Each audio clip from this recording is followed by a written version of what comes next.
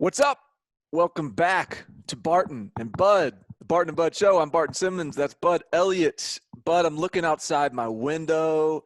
It's sunny. It's nice outside. Kind of starting to feel a little bit like fall, but it's raining football. Big Ten announcing they're going to play. Everybody's playing. Pac-12 saying we want to play. Hashtag Mountain West releasing statements saying we're going to try to play as early as possible. Playing football's cool again. I guess for all of us that want to see the Big Ten play and felt like they could, we got some good news, man. Congratulations. How you feeling? This is like when you make a tea time with four of your, 3 or 4 of your buddies, and 2 of you show up, and your other buddy's like, "No, it's going to rain. I'm not coming."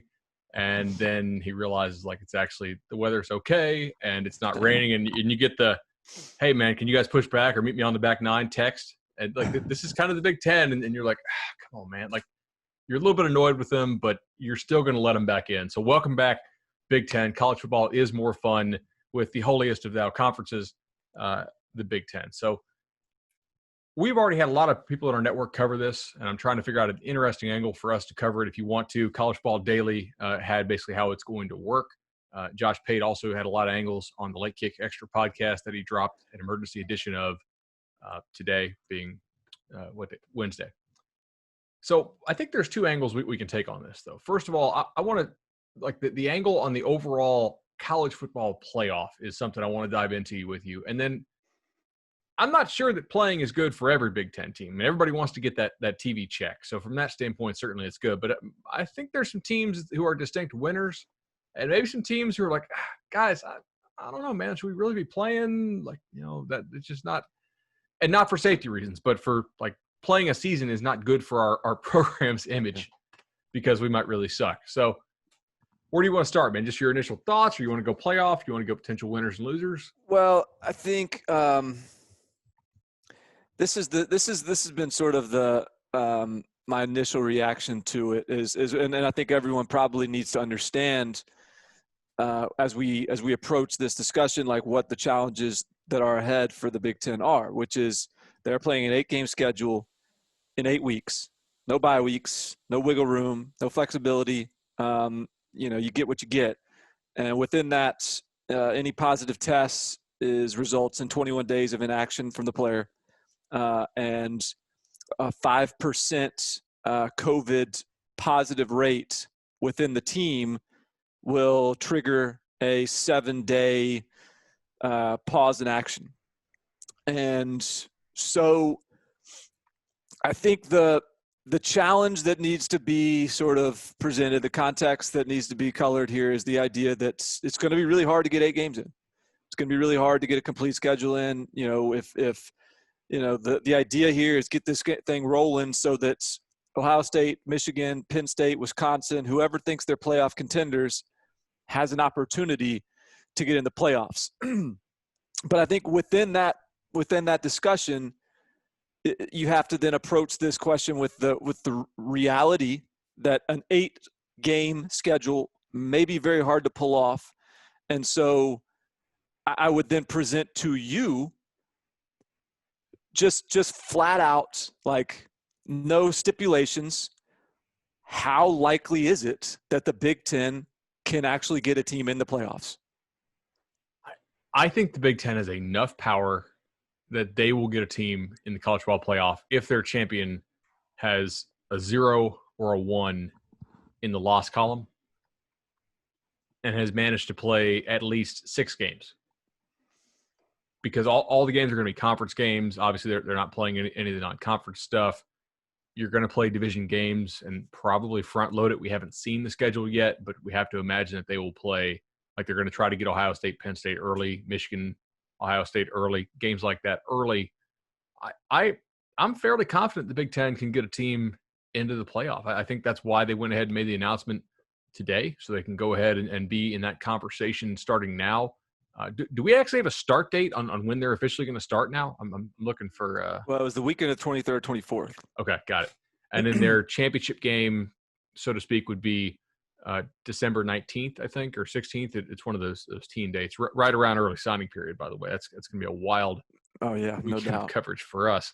Uh, look, the Big Ten, they went back because they wanted to play in the playoff because enough of their power programs were able to convince their presidents that they should, because other leagues are pulling this off, not without incident, but without like serious, kid dropping dead or having a major heart issue on the field through 2 weeks.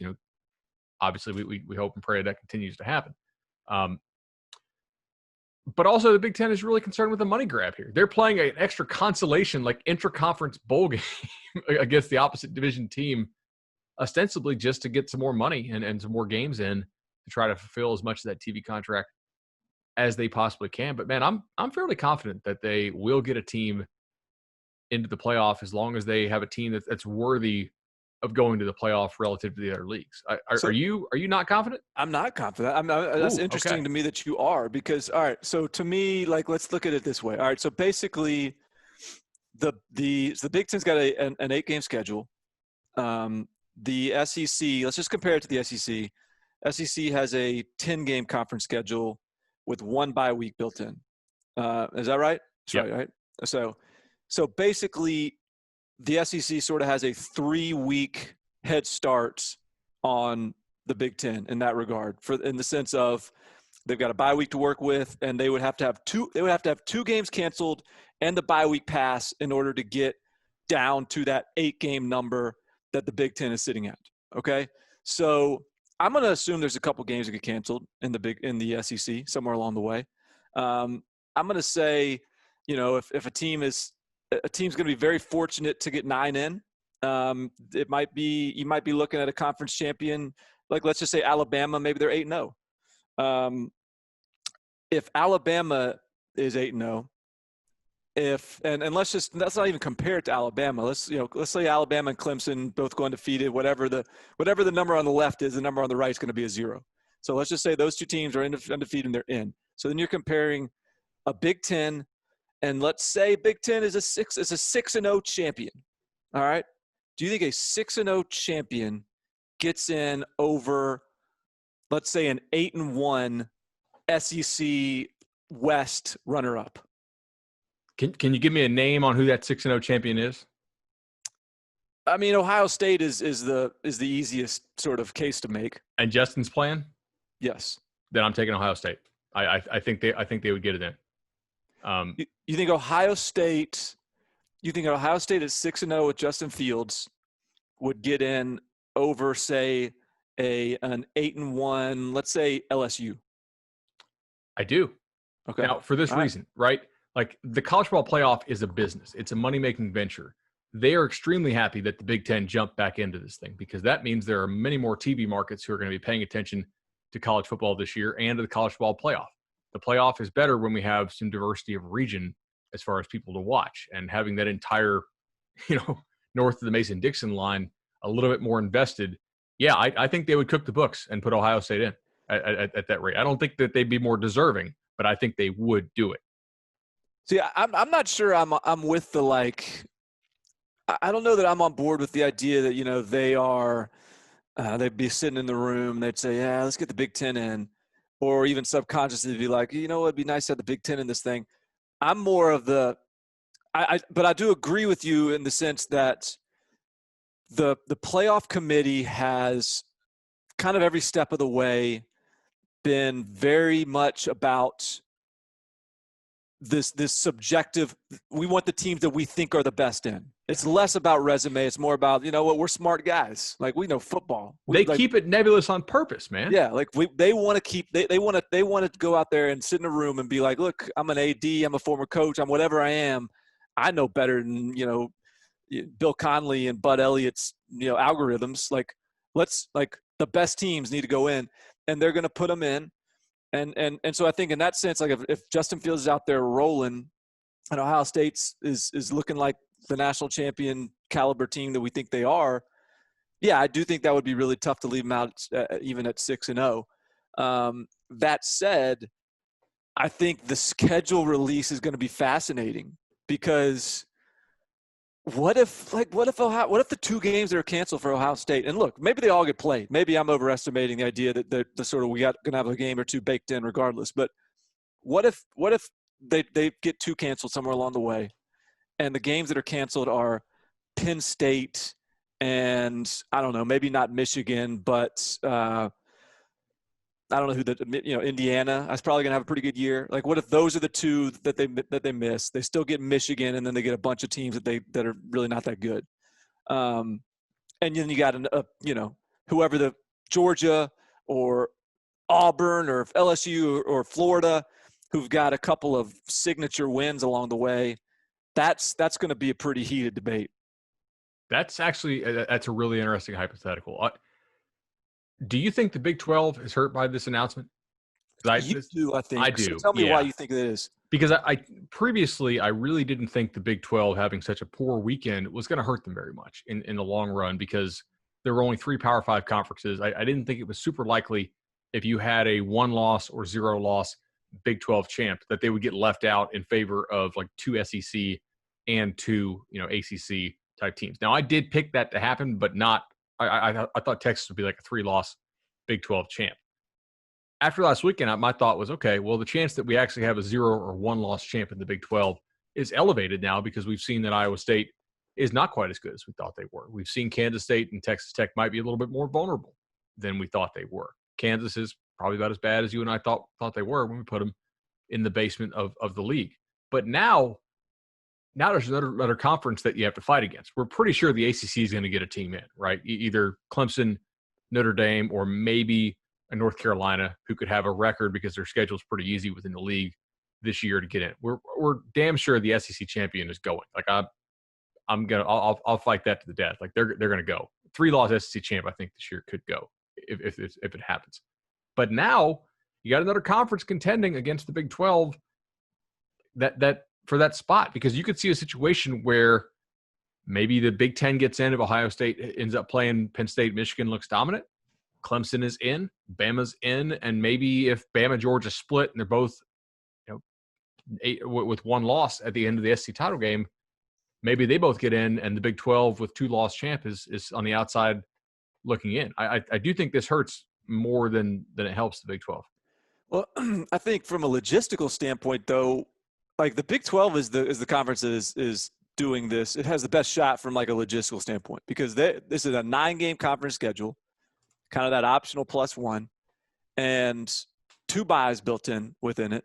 So they've got 11 weeks to get in 9 games, and you got 11 weeks to get in 9 games. Let's say, let's just say the 2-week sort of hiccup is standard across the board. Let's just call that with the standard. So if you got 11 weeks to get in 9 games, then like you got to feel like Big 12's got a pretty good chance to get in 8, maybe 9. And if it's the SEC is looking at 10 games in 11 weeks, then they're looking at 9, 8. Big Ten's looking at 6. So I just think it's I just think the Big 12, in particular, like we talked about the Big 12 and how the conference is stacked up. Like it's, what happened with the Sun Belt is still, as long as Oklahoma goes and crushes Kansas State, like they're good. As long as Texas goes and crushes, beats Iowa State, they're good. As long as Oklahoma State, gives it the kind of year that I think they might have, like they should be good. So I don't know. I would just be, every year it's these sort of moving scales, sliding scales of like how to compare teams, and particularly given that we have much less transitive property opportunity this year in terms of cross games that overlap and teams that have played the same team and things like that.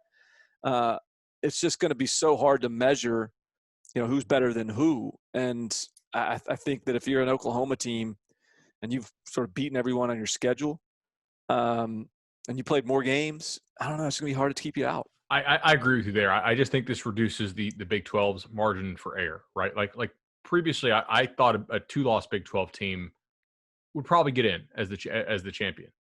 Now, I think you probably need to finish with 0 or 1 loss. I think your margin of error has been reduced a little bit simply by the introduction of another team. Now if you have 2 losses, even if you play 3 more games, they do have that opportunity to say, look, man, they lost 2 games in a league that went 0-3 against the Sun Belt. blah, blah, blah, blah, blah. Ohio State has looked dominant. Their sample set is smaller, but their dominance is impressive. I agree with you fully. Like if they have 0-1 losses, they're still getting in out of a Power 5 league. I don't think there's any real doubt about that. So clear winners here. Ohio State, we've talked about them for 5 or 6 minutes already on this podcast. Anything to add? I think they're a very clear winner in the win-lose column. Yeah, no, and I agree. I mean, I think the other thing now it's going to be interesting to see if Shaun Wade opts back in, if Wyatt Davis opts back in, if and I think Justin Fields, the opportunity he has now to sort of up his stock is going to be important. So, I think that there's a lot to play for. It should be interesting to see what that team looks like, as hungry as they've been to play. But no, this is definitely, they've been the ones driving the boat here throughout. Wisconsin, certainly, I think is a winner because they do bring back so much. And I don't know if Rashad Bateman's going to opt back in, but if you recall, receiver Rashad Bateman was one of the first, or maybe the first big guy to opt out of college football this year, and just decide to focus on the draft for Minnesota. But Barton, I think interestingly, we also we got some teams that for football reasons I don't think actually want to play football this fall. Maybe we'll take some heat for saying this, but I have 3. Let me know if you agree, disagree. They're probably the same 3. Okay. I bet you they're the same 3. Let's because I have 3 too. All right. So Michigan State, Mel Tucker got there like on frickin' Easter. Okay. Mm-hmm. Like has barely had any time to meet his players. They've had multiple like shutdown things already. The state of Michigan not going so well. Their record this year is probably going to be really sketchy if they play, and I guess there's no if anymore when they play. They're in a loaded division. I think if I'm him, I'd rather, and this impacts recruiting too, I'd rather not show what I'm made of on the field this year with that roster and just continue to sell hype and hope on the recruiting trail. And I want my full spring. I want a regular summer before I make my debut as a head coach. So for Michigan State. So Michigan State is one of mine. Yeah, I mean, I agree. I think so. The thing with me, and there were some other ones that I think are less obvious that I think it was good that they're playing too. I think Indiana getting a chance to play this year. Like they should have a good team. So I think missing an opportunity to get on the field this year would be disappointing. I think Illinois, with as much experience they have coming back on defense, with a quarterback that's good. I mean, sure, Lovie Smith could maybe take a free pass for another year and just get to 2021. But I think they could build on something. I think Nebraska needed to get on the field to kind of continue to instill and put into practice like the Scott Frost culture that has sort of still struggling to take hold. And, a lot of these teams that are just sort of climbing to the top just need to get more game reps, need to feel what it's like to win close games and things of that nature. And I think missing this fall, having some opt-outs, having some guys go to the NFL, like all that stuff would have really hurt their development as programs. On the flip side, like Michigan State, I think when you are literally starting from scratch, basically, and building that culture, when you're trying to get momentum from a hard stop, like to do it in the offseason we've had, in the summer we've had, in the preseason that we've had, and be like judged as if because no one's gonna cut anybody any slack. I mean, it is what it is. It's football. People are gonna put Mel Tucker on the hot seat as soon as he goes 0-1. Not really, but he's gonna have to feel pressure right away. And so I think that in the same light, Rutgers is sort of an obvious one to me because they've recruited well, but those guys aren't. They've recruited well in class 2021. They did some decent things in class of 2020, but they need the more they can stall to have an opportunity to just get the Greg Schiano culture in place. I think he has a really good staff. I think they're going to get better from a talent perspective, but they're just not ready for this. And so and not only that, but in recruiting, if you're a Rutgers, and even in a shutdown situation like this, where you've got an opportunity to keep guys at home more so than ever, and every day, every week, every month is further away from the last Rutgers blowout loss. Yes. And so, in class of 2022, hey, if we missed this season, class of 2022, you were like 2 years removed from the last 49-0 loss. And so I think Rutgers having an opportunity to just get their feet under them with a Greg Schiano hire that gives them a chance of success. Just diving into the fire here from the jump is probably not a great situation to be in. If you're watching on the YouTube version, the Dodgers hat is Rutgers recruiting. The Under Armour hat is Rutgers playing games. As Rutgers games increase, Rutgers recruiting goes down, and then they're off the screen. Okay. Right now, all they're pitching is a promise. As soon as those losses start piling up in the Greg Schiano era, then you got to start, pitching what's put in practice. All right. So my third team kind of fits in the same thing, except it's not a new head coach. It's a coach who's already been there and a team that I project to be a pretty bad team this year, and a guy who, as a head coach, has a pretty lacking track record. There's some belief out there that he's turned things around after his stint in the school of Nick Saban. We'll have to see. But that division this year is brutal. I think Maryland, if they end up playing 8 games, is probably headed for like 1-7, and their recruiting is extremely good right now relative to what they were last year and relative to that program's normal standards of success. So I really think like the key for Maryland taking home a recruiting class as good as it is right now might be not playing games. Mike Locksley is the master of the offseason. It's the season that can cause you some problems. So now that they actually have to play some games, that's not a positive for them. I actually think if they had not played this year, he could have kind of landed this recruiting class, got it in the boat, and then been improved enough next year to where maybe this thing can work out. Maybe it can still work out. But if you gave them the truth serum, and we talk about that sometimes, I don't think they're real happy about having to play this year, man. Yeah. Unless I'm wrong about how good they are, but I don't think I am. No, I agree, and I think it's for me it's even more specific than just general talent level, and it's the quarterback position where that's been the issue at Maryland. I mean, Maryland's had some good players. They've had some NFL draft picks. They've had some talent, but they just have had horribly bad luck at quarterback, if not just bad players at quarterback. And whether Lance Legendre, the redshirt freshman, emerges as their starter, or Talia Tagovailoa, the transfer from Alabama, the younger brother of Tua, whether he takes over as the starter, either way, like if Mike Locksley can get more time with those guys, like Legendre was a talented but raw player who's going to get better but needs time. He is already getting better, like strong reviews after his, the offseason after his freshman year, but give that guy another 6 months or something, like, hey, maybe he's ready to be the guy. Talia, I know that he's going to have some familiarity with Mike Locksley's offense because it's going to be, I would imagine, very similar to what he saw at Alabama in a lot of ways. But I think, give him some time to settle in and learn the system. He's still new. He just got approved as waiver approved not that long ago, I don't think. And so I just think as they try to figure out quarterback, if Maryland could have had a little bit of more time to get that position more settled, I think you feel a lot better about what they can put on the field. Not only that, but this is one of those programs that's been, I don't think they were even in a building most of the summer.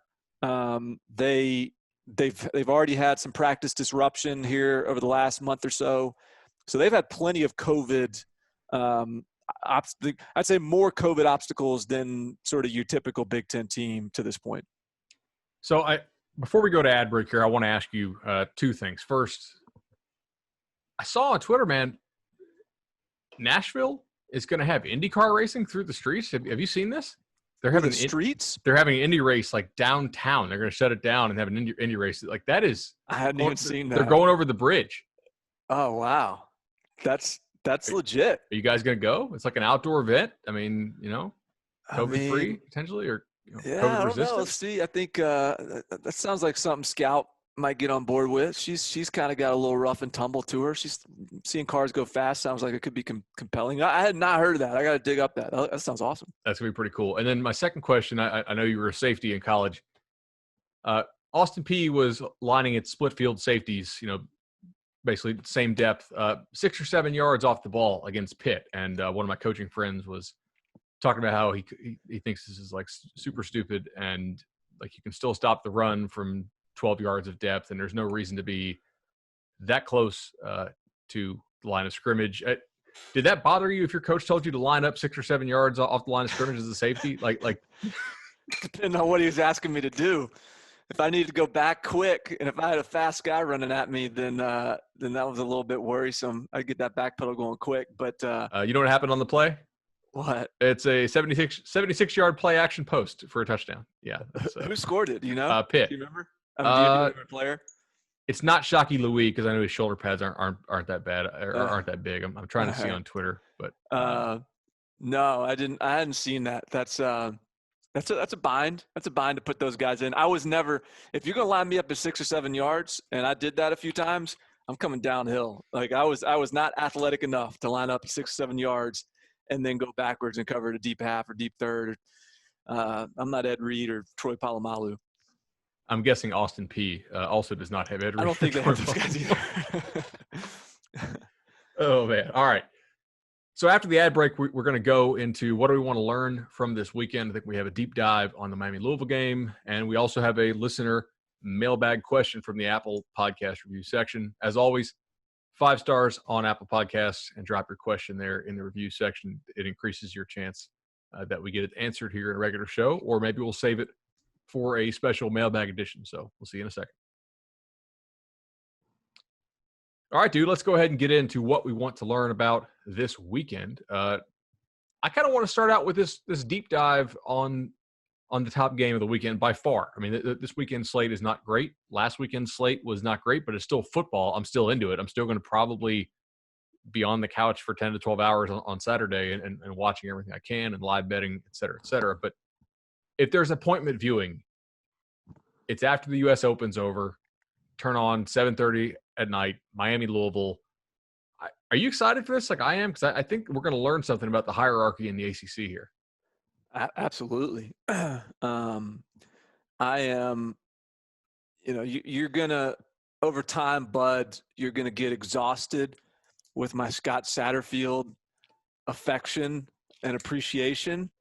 And this is the first opportunity for me to pound my chest about Scott Satterfield being a stud coach. But I that said, like genuinely, like I'm really excited about this game because I think it's a really intriguing matchup in terms of how some of these pieces coincide. I'm very interested in what's going to happen. Talk about what we can learn. Like we're going to learn a lot in this game specifically. So, you want to dig into some of these matchups. I think they're pretty compelling. Yeah, so I watched the full Miami UAB game. I went back and watched highlights and the explosive plays of the Louisville and Western Kentucky game, which Western Kentucky actually has a pretty good defense. So I was interested to see, just how Louisville put up those points. And I had a couple takeaways that led to a couple questions as far as what I want to learn this weekend. Louisville's defensive line looked improved. Now, Western Kentucky's offense was flat bad last year, and it was not good this year. And they have Terrell, is it Pigrone, whatever his name Tyrell is, Pigrome, a quarterback. So he's not a huge passing threat for them, or at least was not in the game. But I thought Louisville's you could make a case. You could make a case he is a poor man's Derek King. You could. That's actually kind of prepares Louisville for Derek King in a lot of ways. That's actually a really good comparison. And I think Louisville, their defensive line did a good job getting penetration, a lot of tackles for loss, a lot of havoc plays against Western Kentucky. It helped that they got the lead, fairly early. I think it was in the second quarter. But I was impressed with them, man. So this is going to be a test for Miami's offensive line. I want to know, can Miami block up Louisville? Because last year, even though Miami's offense was terrible, they dropped 50 on the Cane or on the Cardinal. So I want to see how much Louisville's defense, especially up front, has improved in this game. And I want to know, can Louisville make Miami throw the ball? Because if Miami can just run the ball with the tempo that it wants to run, then the Hurricanes are going to win because they have the better defense. I'm just trying to figure out by how much. Is the gap between Miami's defense and Louisville's defense bigger than the gap between Louisville's offense and Miami's offense. Yeah, I think so. In terms of Miami's offense versus Louisville's defense, like one thing that I kind of I just checked just out of curiosity because they control Western Kentucky, but they played Western Kentucky last year, and that was not a good defense last year. And they held Western Kentucky to like 43 yards rushing last year. And this year, I think Western Kentucky had like 120. And so, it was a good effort, but like I don't think that what we saw from Louisville's defense is all that conclusive. I think they still have a lot to prove. I think when you watched them last year, one of the things that really stood out was just this was a team that was still learning a defense. This was a team that wasn't fitting in the right places. This was a team that was like not all that sound defensively, could give up big plays.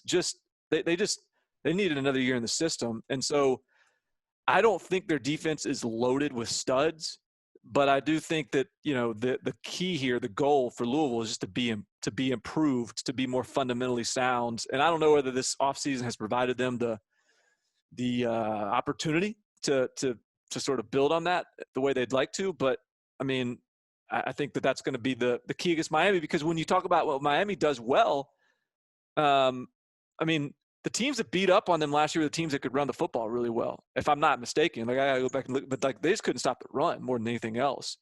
And Miami, first week, their offense was imperfect, but they look like they can run the football.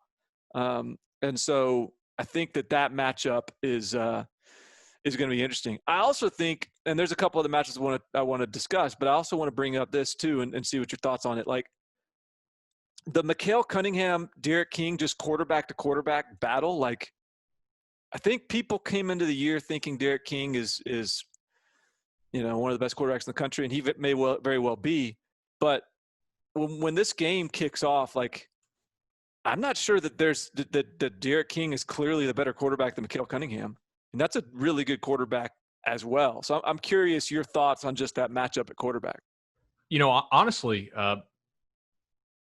Louisville pushed the football down the field more often and better than I thought they would. And they did it more often and better than Miami did. Yeah. They connected. Now, one of them is a play by the safety that would just break your heart as a college safety. I mean, like the guy, he takes out the cornerback who's going for and somehow the Louisville guy catches it for like an 80-yard bomb.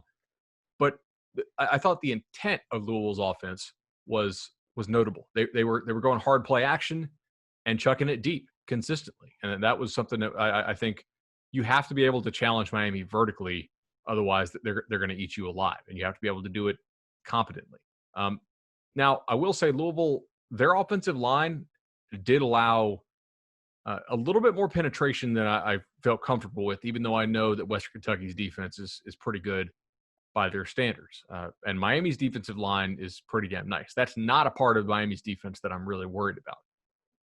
I'm a little bit not totally sold on the coverage from the back end for Miami like I was in the past couple of years. And I have a lot of faith in Manny Diaz's defense at Miami because he recruits to his system. He's been the DC there even before he was the head coach. I think he has a lot of trust in his players there, and his results there on defense have been tremendous, especially when you filter out stuff like the ridiculous field position that the offense has put them in repeatedly over the last couple of years. But this is a different test, man.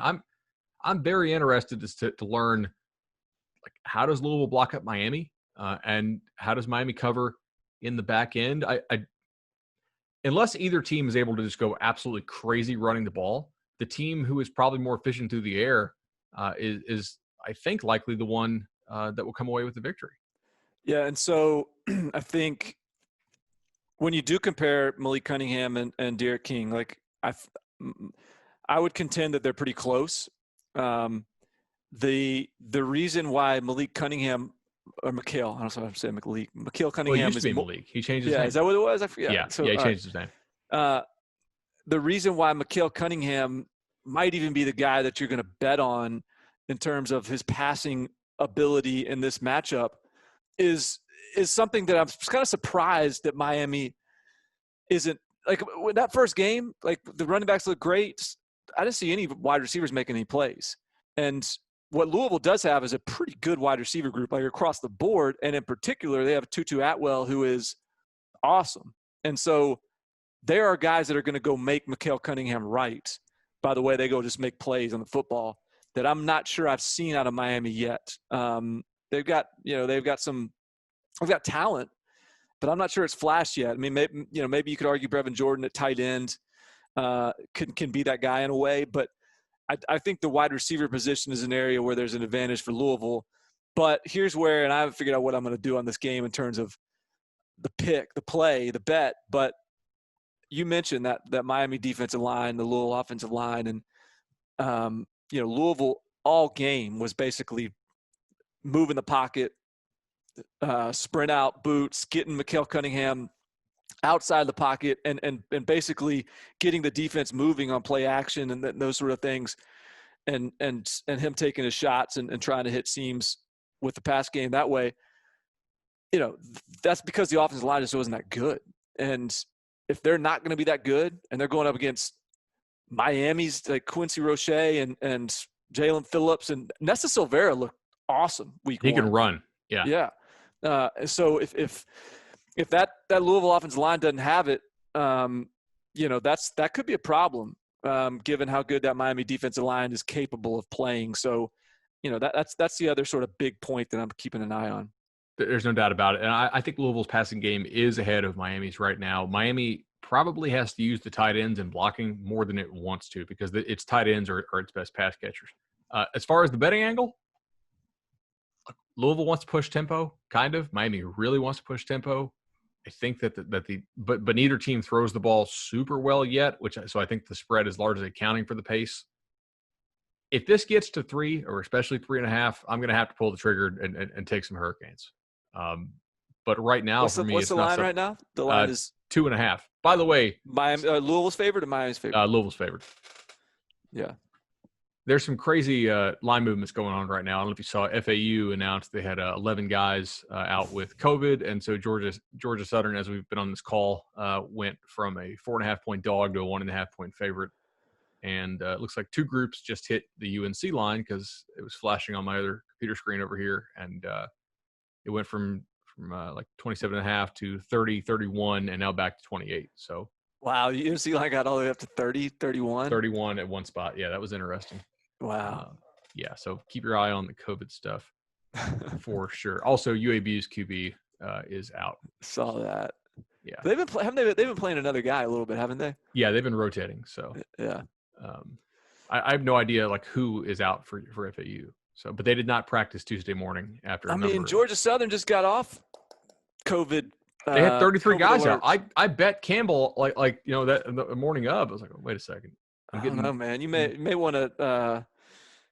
You may want to like Southern here. Yeah, well, throw some money at the bet on bad news, or what's the I think that I wonder if that line is going to be overcompensate for FAU's. I mean, Arkansas State just won with 9 starters out, which is really scary for Kansas State, by the way. Yeah.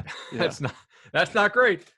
All right, so before we get to the rest of the weekend, I want to take this listener question, because I feel like it's a fun one, and we need to reward the listeners who drop us questions in the Apple 5-star podcast review section. 5 stars, of course.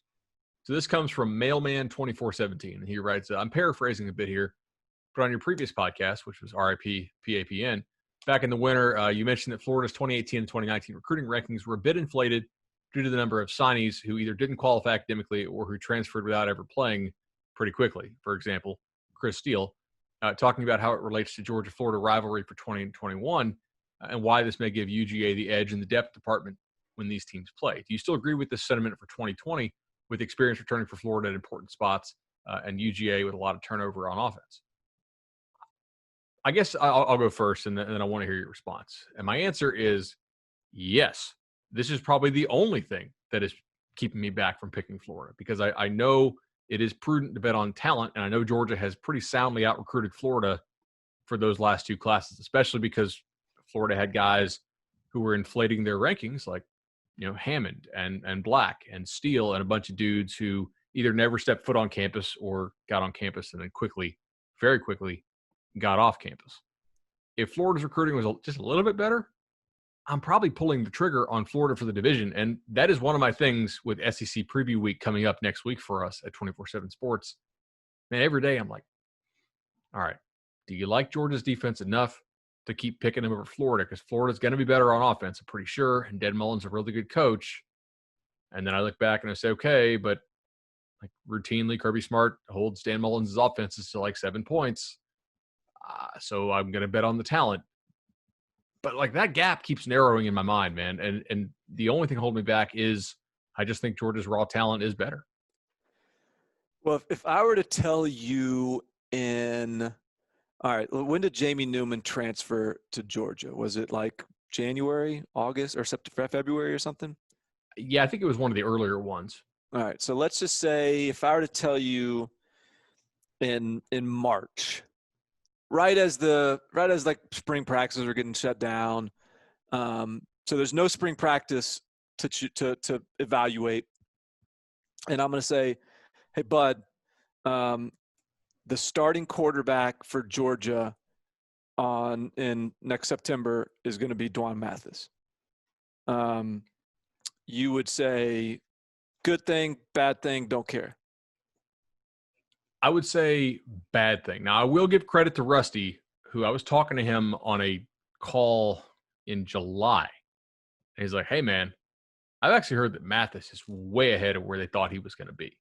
And I just kind of tucked it back away, but then they obviously had Newman, and then they took Daniels too. And I was like, all right, maybe this is just, talk. And I don't know Rusty all that well. He's actually only been at the company for a couple of months at that point. But it seems like some combination of Daniels not being cleared and or not being fully cleared, and maybe Mathis actually maybe Rusty was really right about this. Maybe Mathis is way ahead of schedule. If Rusty had not told me that, I'd probably be a little bit less okay with this development as far as a projection standpoint. But I mean, of course he's ahead of the schedule because he's looking like he's going to be a starter. But this was in July, though. I know. But I just, but I guess, but when I get your point. But the idea that now they got a new quarterback, a new offensive coordinator coming in, they had what they thought was an experienced quarterback that could learn this offense, that would be a good solution. They brought in another former 5-star. Preseason, they've been splitting reps with the ones for through three different guys, maybe 4.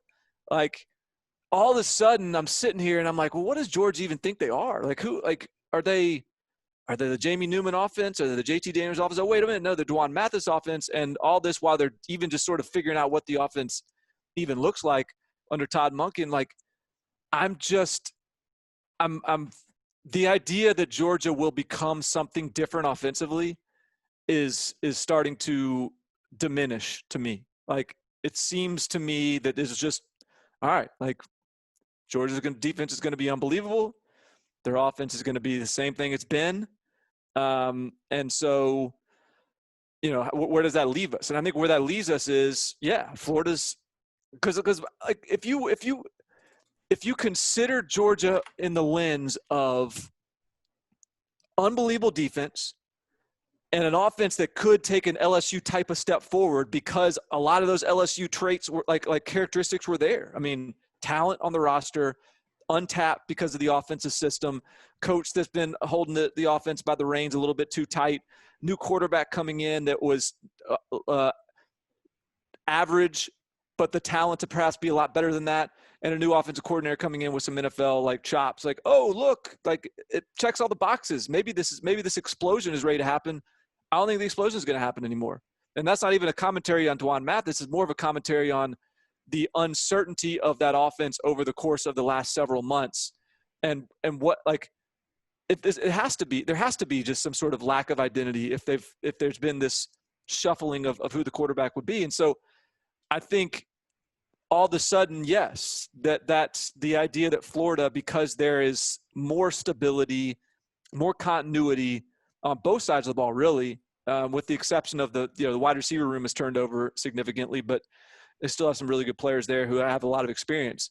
Like, I'm I am much more open to the idea that Florida could figure this out and beat Georgia. And I'm just very anxious to see what the Todd Monken offense looks like. I am as well. 2 more minutes on this. I want to talk receivers real fast in a couple different contexts. Number one, I was watching Sunday Night Football, Rams versus the Cowboys, and this is right before we hit record on Barton and Bud that night. Van Jefferson, man, Florida receiver who's now in the league.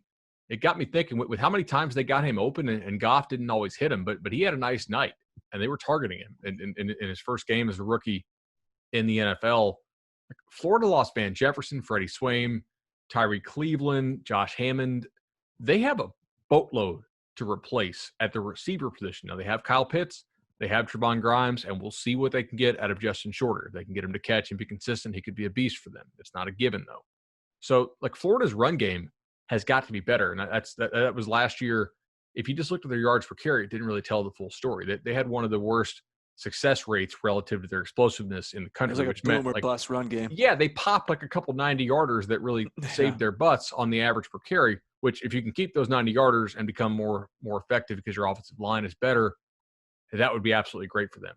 But overall, I'm interested to see just how much their pass game is, or how much better their passing game is, having to replace all of that receiver talent. And in the second receiver point, and I want to talk about this more next week, but just in the back of my mind, I thought, okay, Florida picking up Texas A&M is not a gimme. And it's still not a gimme. But now that Jamon Osmond's out at A&M, I'm just not that afraid of this A&M offense, man. So that's not quite as big of a deal in terms of the game you picked up, like your added game from the Western Division. So I don't know, dude. I'm kind of I might be talking myself into Florida here live on the podcast. Stay tuned for next week. I'm with you. This is going to be a week by week thing for a lot of teams. We're going to be changing opinions, I think, pretty regularly throughout the season. So, nothing wrong with a little bit of waffling 2 weeks before kickoff. All right. Do you want to hit out a couple of these before we get out of here? Yeah. A couple of the weekend storylines that you're interested in. We got about 10 minutes? We can do this. So the other stuff I want to learn this weekend. First of all, I sat down to make my numbers, and I was like, how the hell do you account for Navy not practicing with contact and socially distancing in practice? Because they got boat raced by BYU 48-0 or something like that. It was pretty bad. And then Coach Ken Niumatalolo said they're going to go back and practice normally now, and he felt like he let his kids down, but his heart was in the right place, trying to make sure they were safe. And I get that. But from a handicapping standpoint, how do you account for this? I think if you downgrade Navy to the extent that their result against BYU says you should, you're going to lose your butt in betting. So I dinged them some, but not that much, man. I really didn't move their power number because I do think that's such an outlier thing to not have contact in practice. So I went ahead and played them this weekend +8 against Tulane. So they had a bye last week, right? So yeah, so they've had 2 weeks to hit. 2 weeks to bang heads a little bit, get back in the hang of it. Yeah, I don't know. I mean, I also just wonder. I mean, that was. I mean, look, they were playing a tough, nasty BYU team that was very much welcoming of some contact. But that, there had to be more to that. I mean, it was like they had no business being in that game. You got to downgrade them some, right? Because that can't just be all no contact in practice. But that's very weird. Your first contract. Yeah, it'll be interesting. I'm with you. I mean, that Tulane's another test because Tulane's, they're not typically scared of a little contact either, and they defend some option principles. They practice every day, and I would imagine that they'll be we'll see. There are some new coaches getting rolling this weekend. Dave Aranda's playing Houston for Baylor. Jeff Hafley kicking off against Duke at Boston College. And then Willie Taggart, who we talked about at FAU. Clearly the new coaches are, what are they? They offer against the spread? They're like 2-6, something. I think bad. they are I think they're 1-5 against the spread because our man Jeff Traylor at UTSA got the win against Texas State. And by the way, I think we can officially pump the brakes hard on the Spavital is going to get a job now that he's 0-2 to start the year. But hey, his boy Nate Johnny Manziel McBride was out that game. We'll give him a pass. All right, fair enough. Although, is he back this weekend? Because I'm trying to figure out, like, should I bet them against Louisiana Monroe? I don't know.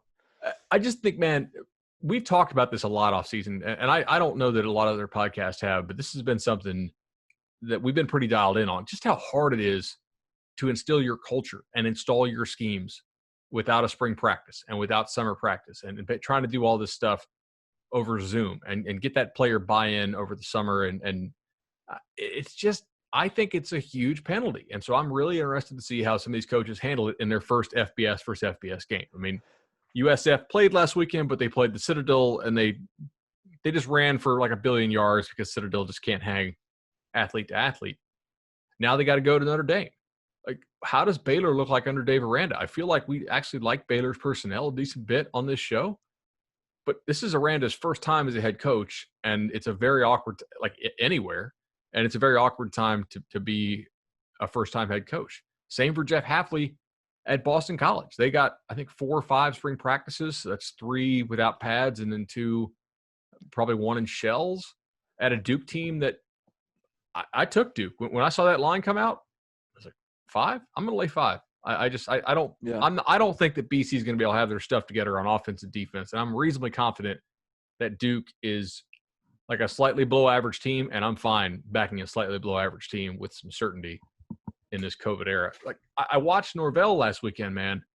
They were so bad once they got off script, and there were so many errors they made that I just don't think they anticipated making. And Norvell in his press conference on Tuesday morning said it basically just said, like, it's different now. Like, now we actually have film on what these guys do in a game under our coaching, and there's so much stuff that we think we can get in there and maybe correct. And I'm kind of skeptical that he can correct that much, but I think that comment is revealing of just how much you can know about your team as a new head coach here in this era. So I'm really interested to see how these teams handle this. So when I was looking at the depth charts that came out this week, I wrote it for yesterday. You can find it on 24/7 Sports. It's sort of just some observations as depth charts came out. And one of the things that really jumped out to me about BC, and it's similar to the way I took a look at Baylor's last week, is Baylor has, just top to bottom, like personnel, it's not as bad as you would like. It's pretty good, honestly, even despite as much as they lost. And when you look at Boston College's personnel, they got Zion Johnson at one offensive tackle position, who's probably an NFL pick, the transfer from Davidson, who had a really good year last year. Ben Petrula at one of the guard spots, probably an NFL guy. Tyler Vrabel, son of Mike Vrabel. I don't know if I assume he's probably an NFL guy as well, because he was like I think he had a really good PFF grade last year, and that was his first year starting as a redshirt freshman. So he's a redshirt sophomore, really good player as well. Alec Lindstrom is the other brother of Chris. Is the center. He's the brother of Chris, who's a first-round draft pick, another redshirt sophomore. You just look at that offensive line, and you're like, whoa, that's a really good offensive line. They got Hunter Long, the tight end, who's probably an NFL tight end. They've got David Bailey at running back, who was, I think, 6th in the ACC in rushing last year. No, the 6th leading rusher returning in the ACC, and that was while he had 850 yards sharing carries with A.J. Dillon. They got Jalen Gill coming in from Ohio State at sort of the slot back. They've got their wide receiver, who I'm blanking on his name. Kobe White. Yeah, Kobe White, yeah. Who's really good. Like, then you look at me, well, wait a minute, like this offense is legitimately good. And then there's the question mark at quarterback, which needs to be answered. Phil Jurkovec, who comes from Notre Dame. Let's see what he can do. But in a typical year, I'm looking at Boston College, and I'm like, everyone's counting them out. This is a really good coach, Jeff Hafley, coming in. This team's going to be better than anyone thinks. Like, year one, I don't care. This team's going to be better than anyone thinks. But this isn't a typical year. And it's just going to – I just think Duke's already played a week. B, Duke is one of these teams that has this very sound, know what to expect culture in place, even with Chase Bryce coming in as a transfer quarterback. I'm kind of with you that just, some of the parts, BC may be better than Duke, but this isn't about the sum of the parts. This is about like who's better equipped in this game given the circumstances. And it's hard to trust any new coach in this kind of situation.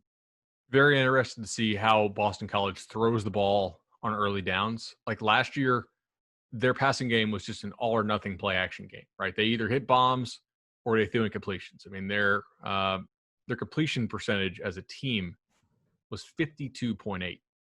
And it was just bombs or nothing. And because of that, teams were able to play like a lot of soft cover 3, eight-man box stuff against them, man. And like sometimes that yielded big runs, but they were able to actually take away some of Boston College's run offense, even with an A.J. Dillon. So they have got to be better at throwing the ball on early downs, just on the underneath stuff, being able to take the quote-unquote free yards until teams start to take it away because you've proven that you can throw it.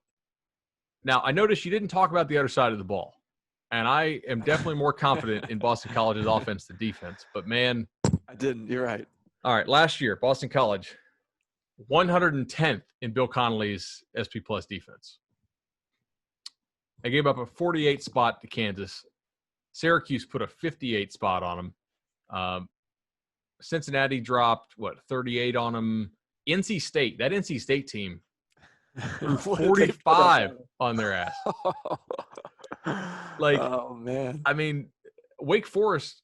Oh, okay. They only gave 28 or 27 to Wake Forest. But that was probably post injury. Post injuries to Surratt and Scotty Washington. Yeah, so some key areas I think they need to improve in. 121st in rushing explosiveness allowed. Probably need to stop giving up so many 80 yards runs. And then completion percentage allowed 65% on the year. That is not necessarily the best. And yet I see some experience on Boston College's roster here. They have 2 grad transfers or graduate students. I don't know if these guys are transfers. I shouldn't speak out of school. At defensive tackle. Last year, they were not very good at D tackle, so hopefully these guys are transfers because if you have the same guys from last year who are just a year older, that's not necessarily a good thing. You got a lot of oars in the secondary.